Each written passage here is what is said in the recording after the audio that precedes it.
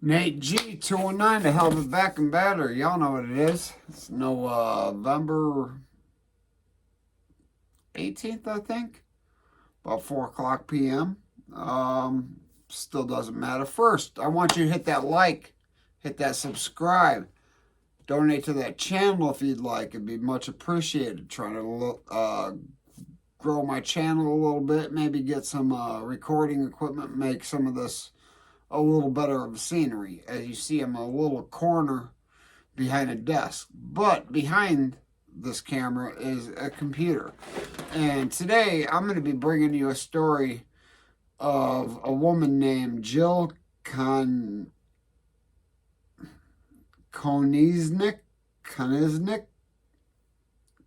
Kazakhstan, God only knows. It sounds pretty Polish to me. Regardless, it doesn't matter. November 6th at Westville Correctional Facility, she was arrested at age 43 for possession of methamphetamine and trafficking with an inmate. So that happened in LaPorte County. That's where Westville Penitentiary is. And sorry guys, allergies, all this crap. So bond has been posted by a prison dental assistant charging with trying to smuggle drugs and tobacco into Westville Correctional Facility. According to documents, a hard object was felt between the legs of Jill during a routine pat-down search while reporting to work for the prison on November 6th. Jill allegedly claimed the object was a maxi pad and she was in her monthly cycle. I mean, hey, but however, upon further investigation, the object found taped between her legs obtained a large amount of methamphetamine and close to 3 ounces of tobacco. Experts say 147 grams of methamphetamine in her possession was enough to meet the needs of a single user for at least 1 year. That is a large amount of meth. It's a lot. Initially, the Michigan City woman was being held at LaPorte County Jail on a $50,000 bond. Jill's charges were filed in the LaPorte County Circuit Court, where she was following an initial hearing Tuesday before Judge Tom Alevios, doesn't matter, posted bond. She could face anywhere from 10 to 30 year sentence on a level 2 charge of dealing in methamphetamine and 1 to 6 on level 5 felony of trafficking with an inmate. Her trial date has been set for July 30th, but this story has a little bit of a twist.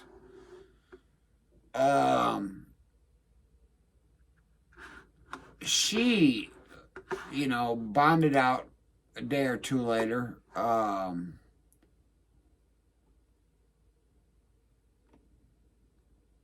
But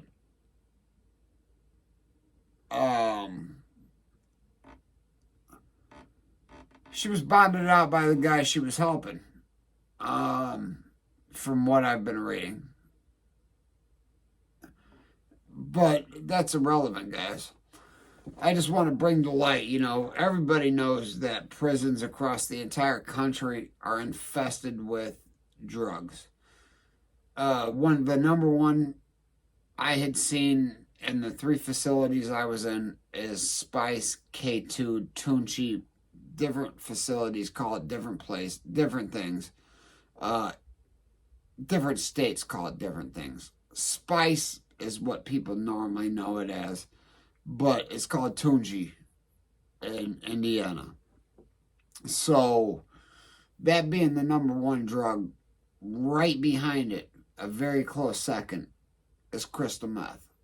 Now, when I was roughly 15, maybe 16 years old, I had tried meth once. But I didn't even know it was meth. I wouldn't have known. All I was capable of doing was drinking 6 bottles of wine and not getting drunk, couldn't fall asleep, didn't comprehend why, because the line was like 2 inch worms.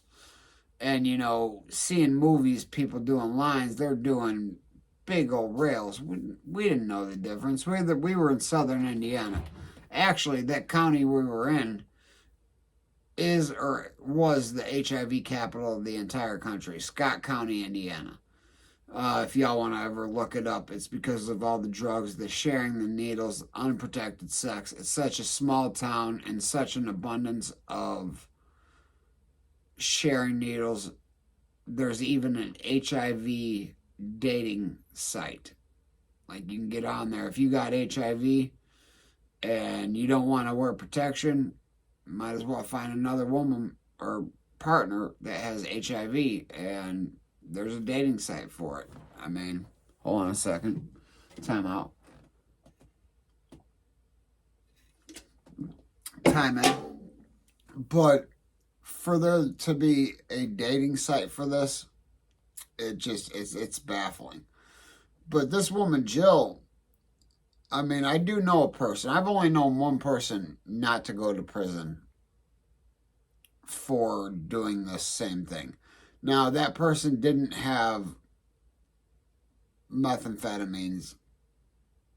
He had some Suboxone, and he got told on by one of his own brothers. He was a correctional officer, and he was told on by one of his own brothers. He was bringing things in, and his own brother told on him. And, he's got a felony to this day out of it. Granted, he didn't go to prison. He'd never been in really any real trouble before. Or he did something else. I don't know, J.O., if you're watching. I mean, getting caught with an iPhone in your prison pocket and never going to prison. I'm just kidding, y'all. He didn't get caught with an iPhone. It was just a little Suboxone. But regardless, he didn't go to prison, so I can't say this woman is going to go to prison. It was the same prison he got caught smuggling into, but again, this is a whole lot of meth. 120 some odd grams of meth is, I mean, all right, you guys do the math. That's 4 ounces roughly. 127 grams, I think is what it said. 28 grams in an ounce, 56 and 2, 112. So more than 4 ounces of meth into a prison. Say that was $1,000 on the streets. That's $20,000 at low end behind those walls. I mean, I just want to get that story out there. You guys see her mugshot in the description of the video.